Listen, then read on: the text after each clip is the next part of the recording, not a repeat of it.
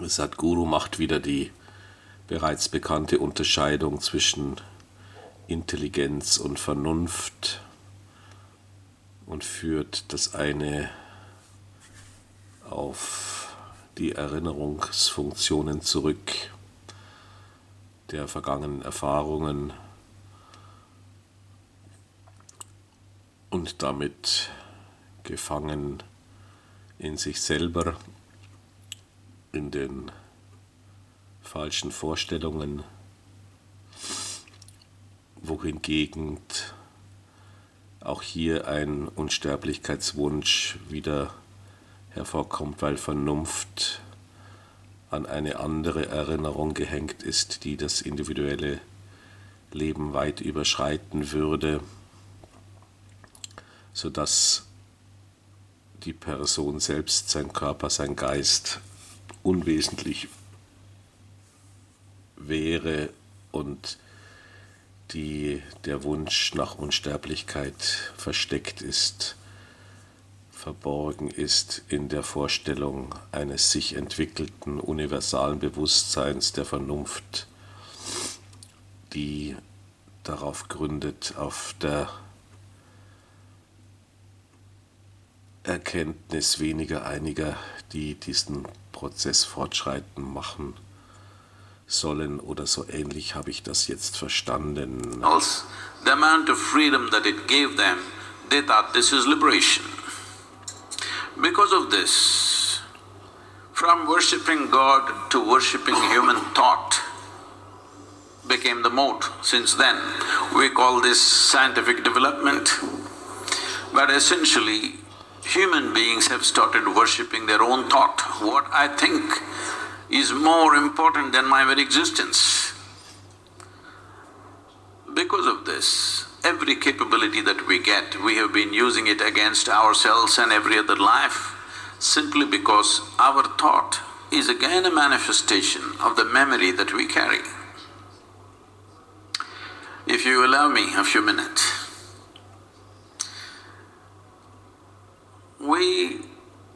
in the Eastern cultures, in yogic culture, we look at human mind as 16 parts.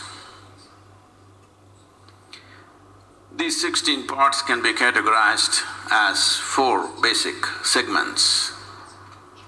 It's called buddhi. I'm using the Indian terminology, I'll come to English. Buddhi, ahankara, manas and chitta. What this means is, buddhi means the intellect. Intellect, if we have to use an analogy, it is a knife. All of you, I'm sure, you would prefer to have a sharp intellect rather than a dull one. Yes? Hello? You must choose, I'm going to bless you. Sharp intellect or a dull one? Sharp. So essentially, it is a cutting instrument. So we have a knife in our hand which gave us a certain access to knowledge because we could dissect whatever we want. This is the nature of human intellect. Whatever it is given to it, it will dissect and look at it. Everything is dissected, including human nature. But by dissection, you will know certain things. If I dissect you, I will know where your heart is located, where your liver, kidney and spleen is located and what's its condition. But I will not know you by any sense. When I say you, I am not talking about your thoughts, your emotions, your ideologies. That also can be known by dissection. We call this psychoanalysis. That's also dissection. But you will not know the nature of this life by dissection. There is no way to know that. So you're using a knife to stitch. You will leave life in tatters. So knife is useful for cutting. So this knife of intellect is a powerful instrument of survival, not an instrument to know something that is beyond your present level of perception. By dissection, you know certain things, but it is not beyond your present dimension of perception. Because this knife is useless without the bank of memory that you already have. What connects you to this bank of memory which we call as manas, which is a silo of memory, is a dimension called ahankara, which literally means identity. This is where misuse of technology is happening because of our identities. The moment you identify yourself with something, your intellect will ceaselessly work towards protecting that identity, either with our species or with our gender or with our nationality or race, religion, caste, creed, 1,000 other ways. Whatever is the nature of your identity, that is how your intellect will function. That is one care we have not taken in our education systems, in raising of our children. What is the identity? Because we need small identities to fight other people. We have been engaged with this forever. Anyway, leaving that aside, the manas is a silo of memory. This one thing I will subdivide for your understanding. We identify 8 different types of memories in the manas. This is called elemental memory, atomic memory, evolutionary memory, karmic memory, articulate memory, inarticulate memory, and conscious and unconscious levels of memory. When I say memory, we are not thinking about just what's in your head. Right now, there is more memory in every DNA that you carry or every cell in your body than your entire brain can carry. Because you may not remember how 10 generations ago your great-great-great-grandfather looked like, but his nose is sitting on your face right now. Your body remembers. Your body remembers 1,000,000 years ago how your forefathers looked, even the skin tone, it is not forgotten. So the amount of memory that the body carries is phenomenal. Memory is not just that dimension of memory that you can consciously access. There is memory. Memory is the thing which decides who you are right now. It is from this context you're talking about robos becoming just like you because you understand, after all, if you build substantial memory, they'll just become like you and me. Those of you who are thinking of a robotic partner in your life, a robotic wife or husband, it's a good idea because all the time the complaint in this relationship is your partner is not the way you want them to be. So you can manufacture them the way you want.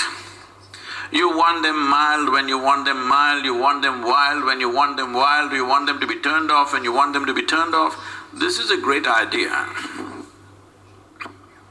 Yes and it may become a reality.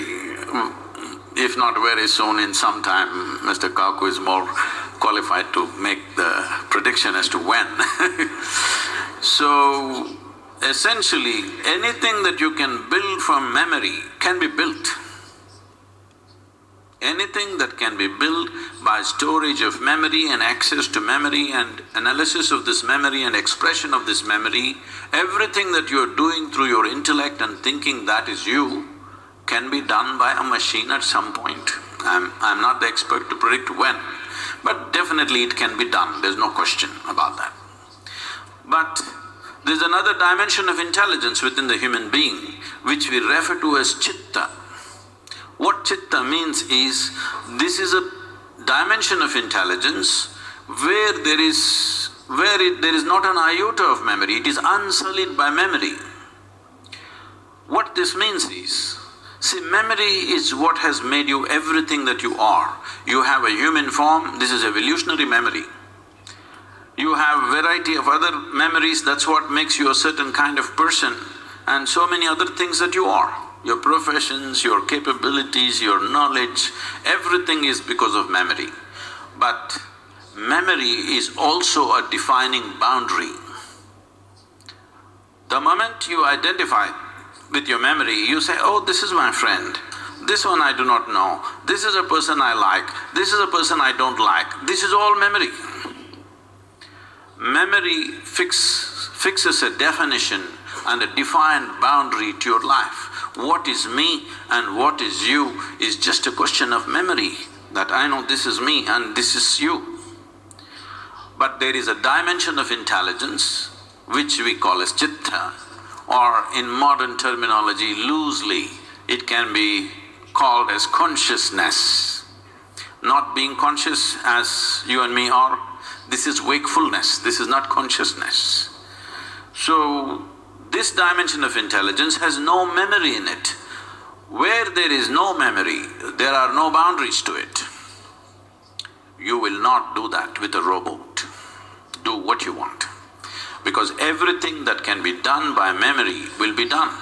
Right now, 90% or more of humanity lives by their intellect and their physiological and intellectual capabilities. These things can be built at some point and make them look very real. So, once machines start doing this, it is inevitable for you to explore the deeper dimensions of who you are. Right now this has happened in a significant way. In, let's say, 100 years ago, if we want to be strong, if we want to be successful, we thought the best thing was to build, maybe 500 years ago, let us say, if you want to be a big man in the place, in your town, you had to have big muscles.